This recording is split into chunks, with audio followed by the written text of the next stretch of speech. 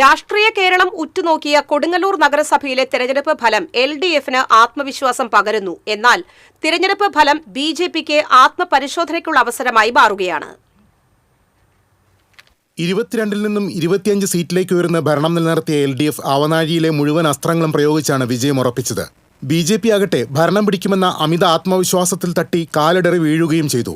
4.5 പതിറ്റാണ്ടുകാലത്തെ തുടർഭരണം നൽകിയ അലസത ഒരു ഘട്ടത്തിൽ LDFന് ഭരണം നഷ്ടമാക്കുമെന്ന സ്ഥിതി സൃഷ്ടിച്ചിരുന്നു. പ്രതിപക്ഷ പാർട്ടികൾ ഉയർത്തിയ ആരോപണ ശരങ്ങൾക്ക് മുന്നിൽ പലപ്പോഴും ഇടതുപക്ഷം വിയർത്തു. നേട്ടങ്ങൾ വേണ്ടവിധത്തിൽ ജനങ്ങളിലേക്ക് എത്തിക്കാനും കോട്ടങ്ങൾ പരിഹരിക്കാനും പലപ്പോഴും ഭരണ നേതൃത്വത്തിന് കഴിഞ്ഞില്ല. സ്ഥാനാർത്ഥി നിർണയത്തിലെ പാളിച്ചകൾ ഉറച്ച സീറ്റുകൾ നഷ്ടപ്പെടുത്തി. എങ്കിൽ പോലും ടീം LDFന്റെ ചിട്ടയായുള്ള പ്രവർത്തനം കൊടുങ്ങല്ലൂരിൽ ഫലം കണ്ടു. അതേസമയം കഴിഞ്ഞ കാലങ്ങളിലെ സീറ്റ് വർധന സ്വാഭാവികമായും ഉണ്ടാകുമെന്ന പ്രതീക്ഷയിൽ മുന്നോട്ടുപോയ BJPക്ക് LDFന്റെ രാഷ്ട്രീയ തന്ത്രങ്ങൾക്ക് മുന്നിൽ കാലിടറി. കണക്കൻകടവിലെയും VP തുരുത്തിലെയും വിജയമാണ് പാർട്ടിക്ക് അല്പമെങ്കിലും ആശ്വാസം പകരുന്നത്. രണ്ടിടങ്ങളിലും CPIയിൽ നിന്നാണ് വാർഡ് പിടിച്ചെടുത്തത്. എന്നാൽ 2 തവണ തുടർച്ചയായി വിജയിച്ച എൽത്തുരുത്ത് പെരുന്തോട് വാർഡുകൾ നഷ്ടപ്പെട്ടത് പാർട്ടിയെ ഞെട്ടിച്ചു.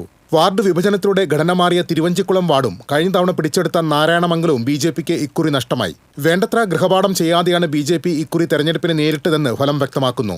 എങ്കിലും വോട്ടിംഗ് ശതമാനത്തിലുണ്ടായ വർധനവ് പ്രതീക്ഷ നൽകുന്നുണ്ട്. അമിത പ്രതീക്ഷകളൊന്നുമില്ലാതെ തെരഞ്ഞെടുപ്പിനെ നേരിട്ട UDFന് 3 സീറ്റ് ലഭിച്ചത് ആശ്വാസമായി. കഴിഞ്ഞ വർഷം മുസ്ലിം ലീഗിന്റെ എതിർപ്പ് മൂലം നഷ്ടപ്പെട്ട തൈവെപ്പ് വാർഡ് BJPയിൽ നിന്നും തിരിച്ചുപിടിച്ചു. ഒപ്പം കോട്ടയും ചേരമാൻ പറമ്പും നേടി. അതേസമയം കഴിഞ്ഞ തവണത്തെ സിറ്റിംഗ് സീറ്റ് കോൺഗ്രസിന് നഷ്ടപ്പെടുകയും ചെയ്തു. TCV news, Kodungallur.